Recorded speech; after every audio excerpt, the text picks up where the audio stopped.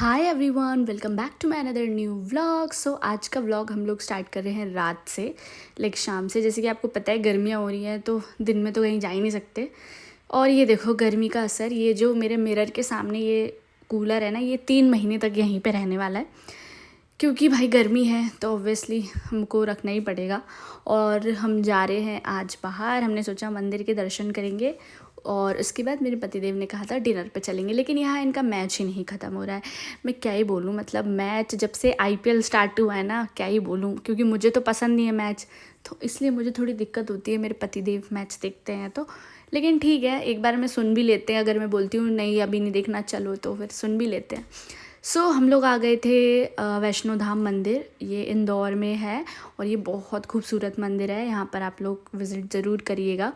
और शिवलिंग भी है यहाँ पर, और माता जी भी हैं, वैष्णो देवी हैं, सरस्वती जी हैं और काली जी, 3 मूर्ति हैं। तो बहुत ज़्यादा खूबसूरत मंदिर है। हम यहाँ नवरात्रि में आए थे जब मेरी भाभी थी यहाँ पे। बहुत प्यारा सा यहाँ पे फंक्शन भी हुआ था, मतलब बहुत अच्छा मंदिर है।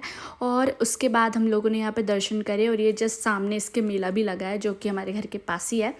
सो यहाँ पर स्नो मेला लगा है, लाइक मतलब ऐसा बनाया गया है कि आप कोई सोलांग वैली में आ चुके हो, इस टाइप का बनाया गया है। सो हम नेक्स्ट मंदिर आ गए थे सावरिया सेठ, और ये मेरे हस्बैंड के ऑफिस के पास में ही है।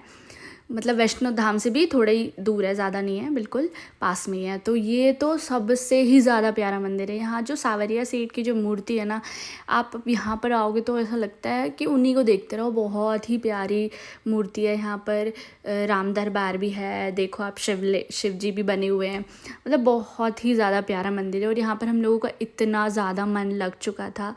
ये जो मूर्ति है इसको ऐसा लगता है देखते ही रहो। सो हम लोग यहाँ पर थोड़ी देर बैठे भी थे और सिर्फ हम दोनों बैठ के सिर्फ मूर्ति ही देख रहे थे। बहुत ज़्यादा सुकून मिल रहा था यहाँ पर।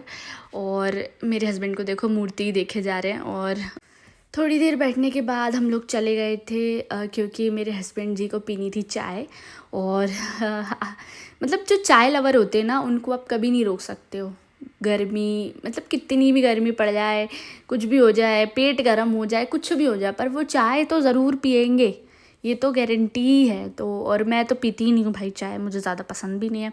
सो मेरे हस्बैंड का प्लान था कि हम बाहर डिनर करेंगे, तो हम आ चुके थे गुरु कृपा, जो हमारे घर के पास में ही है।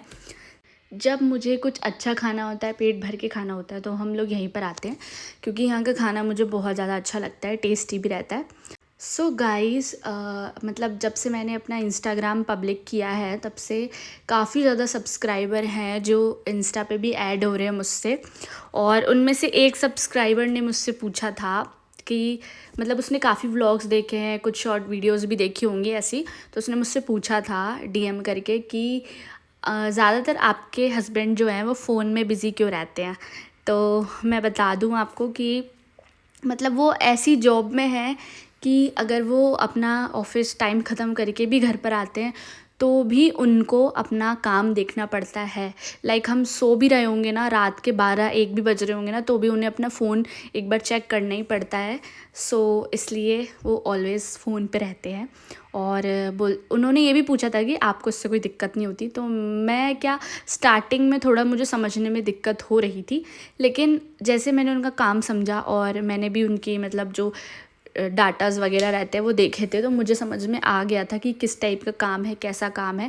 तो और जब आपके ऊपर पूरी एक स्टोर की ज़िम्मेदारी हो तो आपको ये सब देखना ही पड़ता है।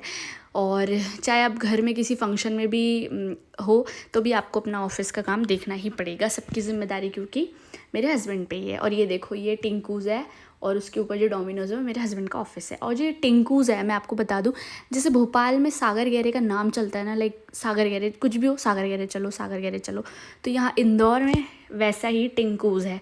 लाइक कुछ भी खाना है, टिंकूज़ चलो, टिंकूज़ चलो। तो यहाँ पर टिंकूज़ फेमस है। जैसे कि सागर गैरेज में बहुत सारी भीड़ होती है, वैसे यहाँ पर टिंकूज़ में होती है। और यहाँ पर मैंने और मेरे हस्बैंड ने भी टिंकूज़ में आके कोल्ड कॉफ़ी और बनाना शेक लिया था, जो मुझे बिल्कुल भी अच्छा नहीं लगता। मैं तो अपनी कोल्ड कॉफ़ी इंजॉय कर रही थी और यहाँ पर हम लोग बहुत सारी बातें कर रहे थे।